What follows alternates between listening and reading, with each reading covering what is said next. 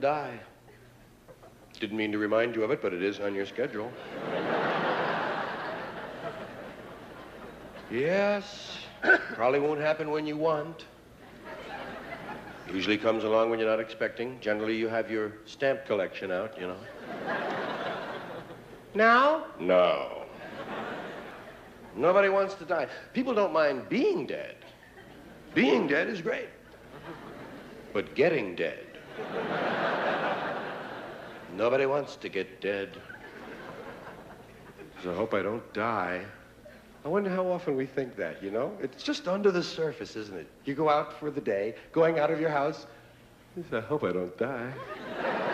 It would really spoil the circus if I were to die. Geez, I hope I don't die. Comedians don't want to die. It's only a metaphor, but it's so true of all of us. We don't want to die out there. A comic's going to die. I don't want to die. Geez, I was dying out there. I was dying. It was death out there. And it was like a morgue. Oh, I don't want to die.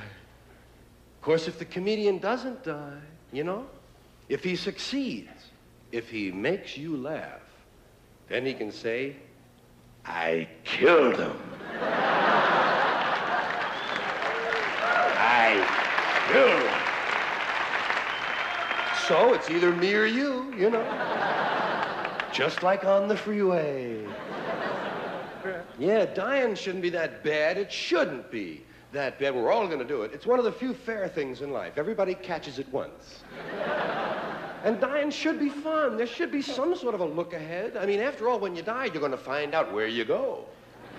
Haven't we been wondering about that a long time? Where the hell do we go? Isn't that the biggest thing we have to wonder about? Where the hell do you go? I don't know. Joe thinks he knows. I know Joe thinks he knows, but Joe don't know. Where do we go? Nobody knows. Well, I think sometimes you go where you think you're going to go.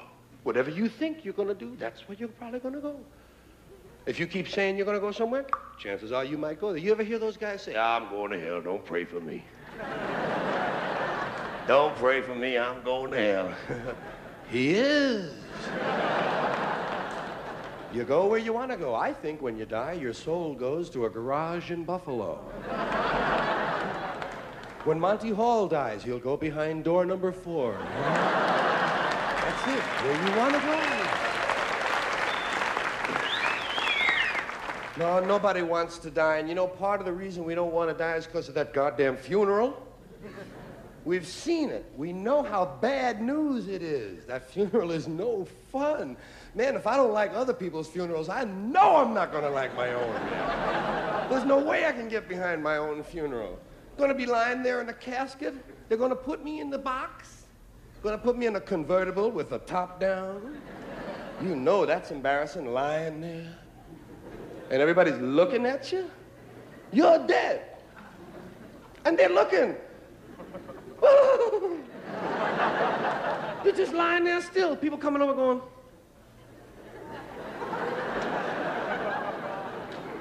They don't know that you're lying there with short pants on and no back in your jacket. Embarrassed. And sometimes they'll come over, you know, some people, it depends on your religion and so forth, but they do come right over to the casket a lot of times and they'll go like this. And they're silent for a moment. And what they're doing while they're silent is they're subtracting their age from your age. So they get a rough estimate on what they have left. And they get up and they say, don't he look good? Don't he look good?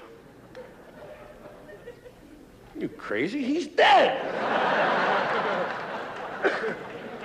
I know, but he never looked that good. Oh, they say the nicest things about you. They say the nicest things when you die. Your popularity goes straight up when you die. They say the greatest things there are that can be said. They'll even make stuff up if they have to. Well, he was a real asshole, but he meant well, you know? He's a well-meaning asshole. Yes, you get so popular when you die. All the flowers you get, think of the flowers you get when you die. You get more flowers when you die than you got in your whole life. All your flowers arrive at once, too late. Guys will say, oh, yeah, well, you know, Bill is dead. Yeah, poor Bill. Poor Bill is dead, yeah. Poor Dave?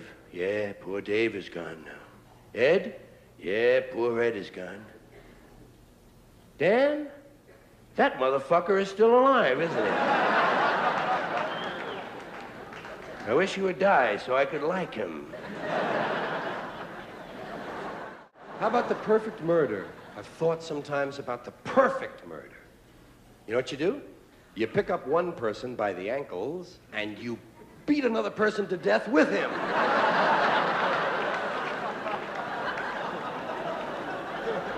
And they both die and there's no murder weapon.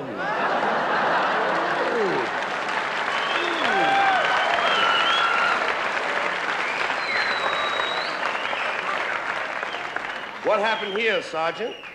Looks like a pedestrian accident to me. They must have been moving at quite a clip. Of course, if you should be caught with this perfect murder in progress or even after the fact, if you should be caught, you might wind up in death row. Death row. Wow. That's more than just fun, ain't it? I mean, this cat's there. Death row, man. Oh, well, you got that one meal, but that's not much of a consolation, is it? You get to order a meal. Big deal. Why don't you leave me alone? I'm not hungry, man. They give you that one last meal. I say you could have some fun with that last meal. I mean, if you work it right, they got to give you whatever you want. I mean, short of elephant steak, you know? They don't want to start on a new elephant just for one guy. But they got to give you pretty much what you want. That's part of the humanity of what they're going to do to you. Yeah, you could just order something, you know, like maybe, well, shit, you tell them you can't decide. That's it. I can't decide. I don't know. I don't know if I want steak or lobster, you know? I mean, I really love them both, and I honestly can't decide. Could they kill you? I don't think they could kill you if you honestly couldn't decide. Lie detector, truth serum, the man honestly doesn't know what he wants. We can't very well kill him. We can't drag him down the last mile screaming, I don't know what I want. You gotta give him a chance, and then well, man lives. Imagine if you worked it out and you kept it going 6 months. Man still alive, can't decide on meal. 3 years, 8 years, and then finally you're an honest person, so you tell them when you do figure it out, and you say, I've decided what I'd like. I think I'll have steak. Okay? How did you want that?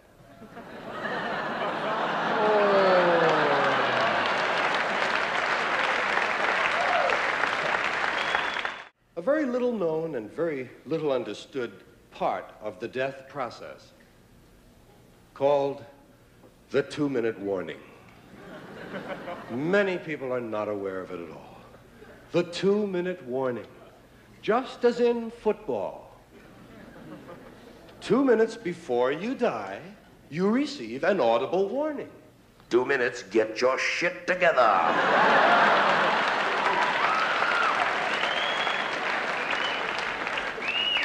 The reason we don't know about it is because the only people who hear it die. And I don't think we'd believe someone anyway if he told us he received his 2-minute warning, would you? Some asshole on the bus? Hey, I just got my 2-minute warning. You'd think it was a coach out on the town, you know?